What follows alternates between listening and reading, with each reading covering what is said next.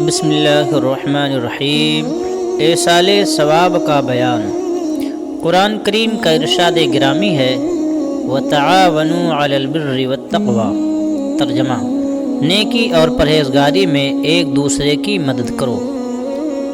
اور احادیث کریمہ اس باب میں بکثرت وارد کہ مسلمان بھائی بھائی ہیں، انہیں ایک دوسرے کے دکھ درد میں شریک رہنا چاہیے، ایک دوسرے کے کام آنا چاہیے، ایک دوسرے کے ساتھ نیک سلوک کرنا چاہیے، ایک دوسرے کے حاجت روائی میں شریک کار بننا چاہیے۔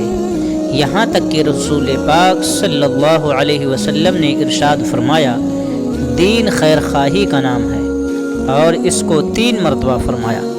صحابہ نے عرض کیا، کس کی خیر خواہی؟ تو فرمایا اللہ و رسول اور اس کی کتاب کی، اور ائمہ اہل اسلام اور عام مسلمانوں کی۔ حوالہ مسلم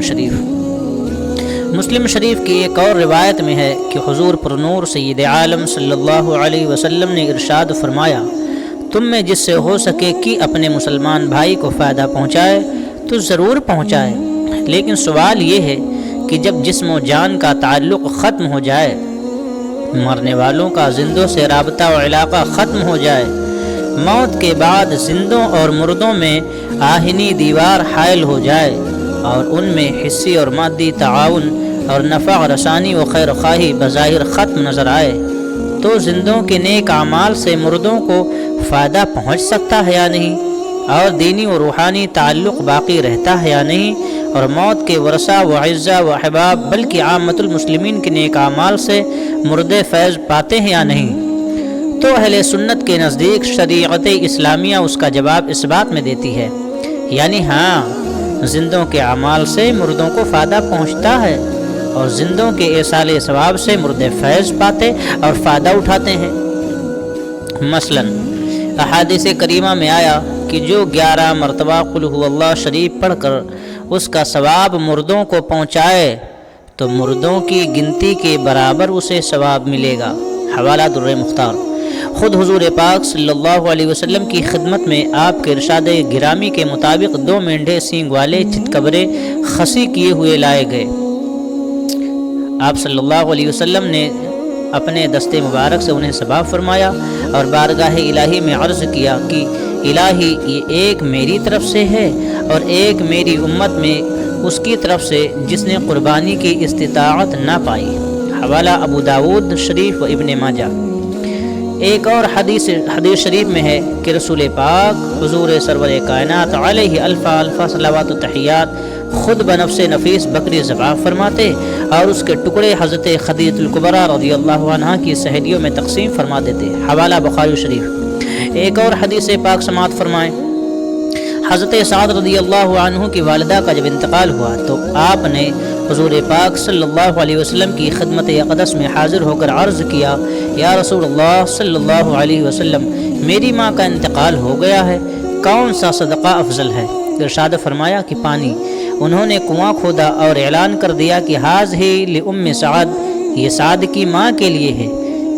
حوالہ ابو داود شریف۔ غرض زندوں کے ایصال ثواب سے مردوں کو فائدہ پہنچتا ہے۔ فقہ اور عقائد کی کتابوں میں اس کا ذکر تفصیل سے موجود ہے۔ فائدہ: بہت سارے گمراہ فرقوں میں ایک فرقہ گزرا ہے جو معتزلہ کے نام سے مشہور ہوا، اگرچہ اس فرقے کا آج کہیں نام و نشان نہیں اور رہے گا بھی نہیں، لیکن اس گروہ کے بہت سے عقائد کو بعد میں پیدا ہونے والے گمراہ فرقوں نے آپس میں تقسیم کر لیا۔ معتزلہ کے نزدیک زندوں کے ایصال ثواب سے مردوں کو کوئی فائدہ نہیں پہنچ سکتا، یہ معتزلہ کا عقیدہ ہے۔ آج فرقہ وہابیہ بھی یہی عقیدہ رکھتا ہے، اور بات بات پر مسلمانہ نے اہل سنت کو بدعتی و مشرک ٹھہراتا ہے۔ عورتوں اور جاہلوں پر ان کا جادو جلدی چڑھ جاتا ہے، لہٰذا اپنا دین و ایمان عزیز ہے تو نہ ان کی کتابیں پڑھو، نہ ان کے وعظ و نصیحت پر کان دھرو، نہ ان سے تعلقات رکھو۔ جہاں تک بن پڑے ایسوں سے دور رہنا ہی سلامتی ایمان کا راستہ ہے۔ حدیث پاک میں سرکار دو عالم صلی اللہ علیہ وسلم نے فرمایا کہ बद मज़हबों को अपने से दूर रखो और अपने आप को उनसे दूर रखो। ला युज़िल्लूनकुम वला युफ्तिनूनकुम, कहीं ऐसा ना हो कि तुम्हें फितने में डाल दें, कहीं ऐसा ना हो कि तुम्हें गुमराह कर दें, इसलिए मना किया गया है। मसला एसाल सवाब यानी कुरान मजीद या दुरूद शरीफ या कलमे तय्यबा या नमाज रोज़ा हज व ज़कात, गरज हर किस्म की माली या बदनी इबादत और हर अमल नेक फ़र्ज़ व नफल का सवाब मुर्दों को पहुँचा सकते हैं, उनको पहुँचेगा और उसके सवाब में कुछ कमी ना होगी, बल्कि उसकी रहमत से उम्मीद है कि सबको पूरा पूरा मिले, ये नहीं कि उसी सवाब को तकसीम होकर टुकड़ा टुकड़ा मिले। हवाला रद्दुल मुख्तार, बल्कि उम्मीद ये है कि उस सवाब पहुँचाने वाले के लिए उन सब के मजमूए के बराबर मिले। मसलन कोई नेक काम किया जिसका सवाब कम से कम 10 गुना मिले, उसने उसका सवाब 10 मुर्दों को बख्श दिया तो हर एक को 10-10 मिलेंगे, और उसको 110 और 1000 को पहुंचाया तो उसे 10,000 10,010 और बाकी को इसी पर कयास कर लें। हवाला फतावा रज़विया शरीफ।